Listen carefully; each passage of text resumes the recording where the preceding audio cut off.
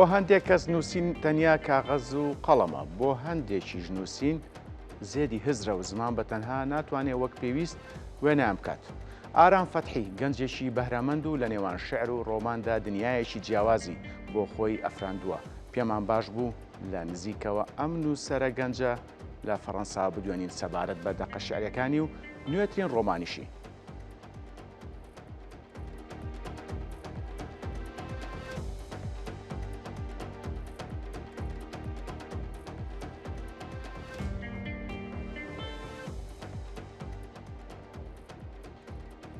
باشە بە سوپاسەوە کاگ ئارام لە فەڕەنساوە ڕاستەخۆ لەگەڵمانەیە. کاگ ئارام ساڵ لێبێ سوپاس کاتی خۆت بە ئێمە بەخشی. با من سەرەتا لەوە دەست پێ بکەم.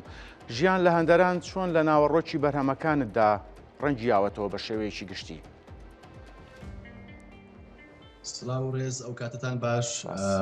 هەروەها سڵاوم هەیە بۆ بینەرانی بەڕێزی بەرنامەکەتان. زۆر سپاس کە منتان بانگهێشتی و بەرنامە هونەریە کردووە. پێم خۆشە باس لەوە بکەم کە لەو کتێبانەی من تاکو ئێستا چاپم کردووە چ ئەم کتێبەی کە نوێترین بەرهەمی ئەدەبیمە لە ژانری ڕۆمانە، یەکەمین بەرهەمی ئەدەبیە لە ژانی ڕۆمانە کە من نووسی بێتم، چ ئەو کتێبە شێعرانەی کە پێشتر بە چاپم گەیاندووە کە مەجموعەن 4 کتێبە. ئەتوانم بڵێم دوان لەو کتێبانە بە جۆرێک لەژێر کاریگەری دۆخی کۆچ و غوربەتان ئەگەر پەیوەندی بدەمەوە بە ژیانی تاکە کەسی خۆمەوە و هەروەها ژیانی بە کۆمەڵی ئێمەش وەکو مرۆڤی کورد، دیارە ئەوە باسێکی دوور و درێژ هەڵدەگرێ. بەڵام بە کورتی ئەوەتان عەرز دەکەم کە ئێمە مرۆڤی کورد بەهۆی بارودۆخێکی مێژوویی کە تێکەوتوین تەنانەت لە وڵاتی خۆشماندا ئاوارە بووین ڕاستیەکەی، و ئەو ئاوارە بوونە کاتێکە پەڕیوەی وڵاتێکی ترە بین، ئێستا بە هەر هۆکارێکەوە بێ، هۆکارەکە ئابووری بێ، کۆمەڵایەتی بێ، سیاسی بێ، بە هەر هۆکارێکەوە کە پەڕیوەی وڵاتێکی دەرەوەی کوردستانە بین، دیارە ئەو شتە بۆ ئێمە چەند قاتەکاتەوە، یعنی ئاوارە بوورەکەمان دووقاتە ئابێتەوە. و ئەوە من نەمتوانی وەکو نووسەرێک لەو شتە غافڵ بم ڕاستیەکەی، هەرچەند ئەوە تەنها من نیم، دیارە بەداخەوە بەشێکی زۆر لە ئەدەبیاتی کوردی ئەتوانین بڵێن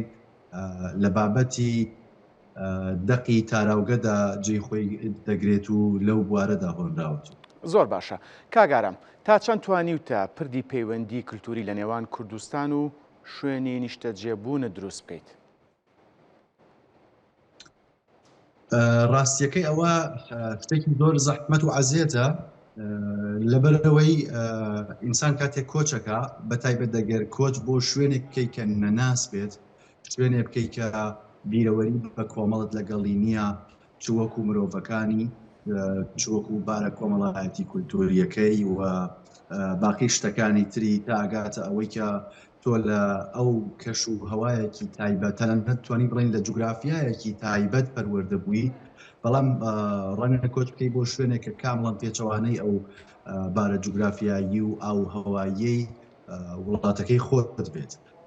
بۆیە ئەوە شتێکی ئاسان نییە. ڕەنگە ئینسان بتوانێت بەشێک لەو بابەتانە لە ڕێگای کارە هونەریەکان و لە ڕێگای بۆ نمونە فیلم و سینەماکان و ئەو بابەتانە گرێ بداتەوە پێکەوە بۆ ئەوەی کە بە جۆرێک هەم لە ڕاستیەکەی دڵنەوایی خۆی دابێتەوە و هەم هەست بەو پچڕان و دابڕانە لە کۆمەڵگای کوردی نەکات. بەڵێ، جا کاگ ئارام، من پرسیارێکی ترم لە دروست بوو، ململانی نێوان کللتوری دایک و کللتوری وڵاتی خانەخوێ تا چەند لە دەقەکاندا ڕەنگیاوەتەوە؟ بەڵێ، ڕاستیەکەی ئەتوانم بڵێم زۆر یا با بڵێم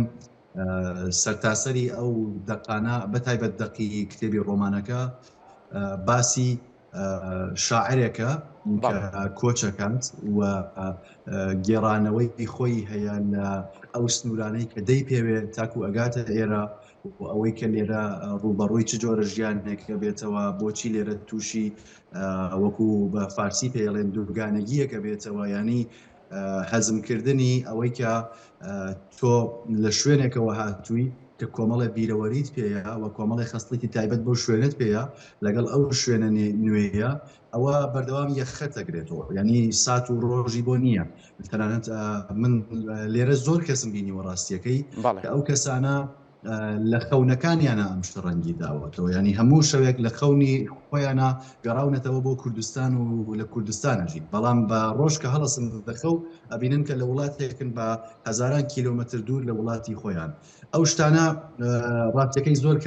کاریگەری کردە سەر من بە تایبەت من خۆم کە دوو جار تووشی کۆچ هاتووم لە دوای کۆچی یەکەمم بۆ ئوروپا بە جۆرێک ئەتوانم بڵێم پێداچوونەوەیەکم بە تەنانەت ڕوانگەم بۆ ئەدەبیاتیشدا کرد چونکو تێگەیشتم کە ئەدەبیاتی کوردی بۆ نمونە ئەو نووسەر و شاعرانەی پێش لە من ژیاون و تووشی ئەو کۆچە هاتوون لە شێرکۆبێکەسەوە بیگرە لە شێرزاد حەسەنەوە بیگرە لە زۆربەی نووسەرانی کوردەوە عەبدوڵڵا پەرشێ و فەرهاد پیرباڵ کە هەمویان ئەناسین تووشی ئەو حاڵەتە هاتوون و ئەو حاڵەتە ڕەنگە بڵێم دیاردەی کۆچ لەو ئەزمونانە بێت تاکو ئینسانێک بۆ خۆی تووشی نەبێت هەست پێکردنی سەخت بێت کە لە چ بارودۆخێکایە ئەتوانێت دۆزەخێک بێ بۆ ئینسانانە. بەڵێ زۆر باشە. کاک ئارام خۆی زیاتر بە شاعیر ئەزانێت یان ڕۆمان نووس کامەیان دنیای تۆ تەواوەکات؟ ئەزانی پێم وانە هیچ کەسێک لە هونەرمەندان بۆ خۆیان هەڵبژێرن کە چی ببن لە ڕاستیە ڕاستە هونەر پەروەردەشتی گرنگە بەڵام ئەوەی کە تۆ بڕیارەدەی شعر بنووسی یا بۆ نمونە چیرۆک بنووسی یا ئاواز خوێنی پێم وایە ئەوە هەڵەگرێتەوە بۆ هەستێکی دەرونی کە ڕەنگە ئینسانەکە بۆ خۆشی نەزانێ و هەستە لە کوێوە هاتووە. من پێم وانە لە ژیان مابیرم لەوە کرد بێتەوە کە ڕۆژێک لە ڕۆژان ڕۆمان بنووسم بە دڵنیاییەوە زۆربەی جار من بیرم لە شاعربوونی خۆم کردوێتەوە بەڵام لەوەی کە ڕۆمان بنووسم نا بەڵام ڕەنگە لە دوای ماوەیەک ئەزمونکردنی ژیان هەندێک گۆشە نیگای ترم لە ژیان بینی بێت یا بە ئەزمون کردبێت کە هەستم کردبێ ئەو شتە ڕەنگە بە شعر نەتوانم بەو شێوە بیگێڕمەوە بە شێوەیەکی تر ئەو ڕووداوانە خۆیان دەرخسترێت لە منە. من پێم خۆشە ئەگەر کات ببێ باسێک لەسەر ئەوە بکەم کە بۆچی ئەو ڕۆمانە ئەساسەن هاتە نووسین. زۆر بە کورتی کاگارام و بەخشە کاتم کەمە ئەمەیەت پرسیارێک کەشەیە زۆر گرنگە بەلامەوە فەرموو زۆر باشە ببوورە. من کاتی خۆ فەڕەنسا ئەوی چەند مانگێک لە سلێمانی بووم چاوەڕێ ڤیزە بووم لەو کاتەدا سەردانی پێشەنگایەکی هونەریم کرد لە سلێمانی لە پێشەنگا هونەریەکە تابلۆیەکی زۆر تایبەتم بینی کە کاری لەسەر پرسی کۆچ کردبوو و منیش مرۆڤێک بووم کە هاتبووم بەو ڕێگایە تووشی کۆچ بووم و بگەمە وڵاتێکی ئەوروپی. ئەو تابلۆیە سەرنجی منی ڕاکێشا من لە پڕەکە وێنەیەکم لەو تابلۆیە هەڵگرت بۆ حەزی خۆم کە وەکو نزیکیەک بە هەستی ئەو نیگارکێشەکە کارەکەی کردووە.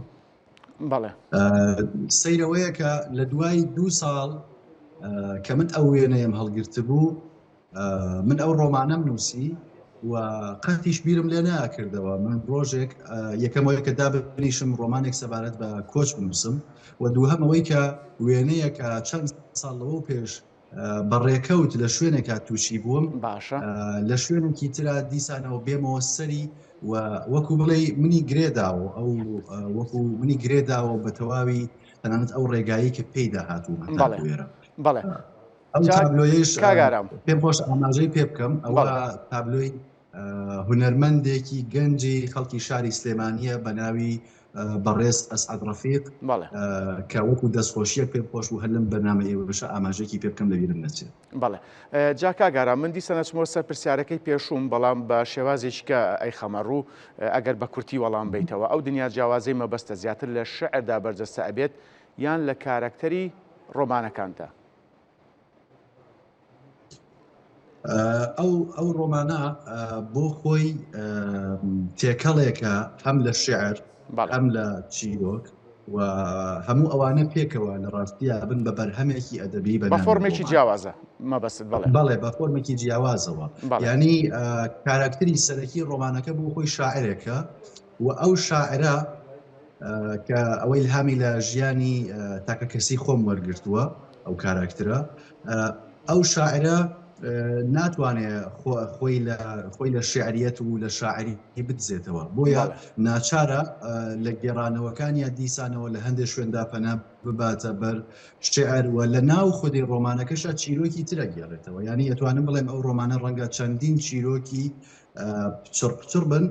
کە لە ڕێگای پەتێکەوە پەتێکی ناسکەوە ئەتوانین ئەو پەتە ناوی بنین شوناس، ئەتوانین ناوی بنین کۆچ،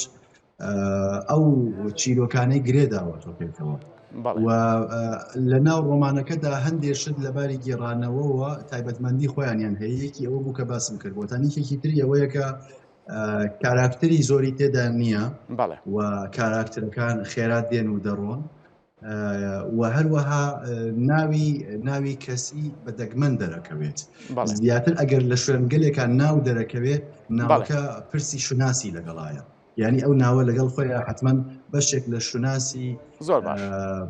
کەسەکانی پێوەیە. بەڵێ بەڕێز ئارام فەتحی سوپاسکە لە فەڕەنسا و ڕاستەخۆ لەگەڵمان بوون سەرکەوتوو بوونەوە کەمیشە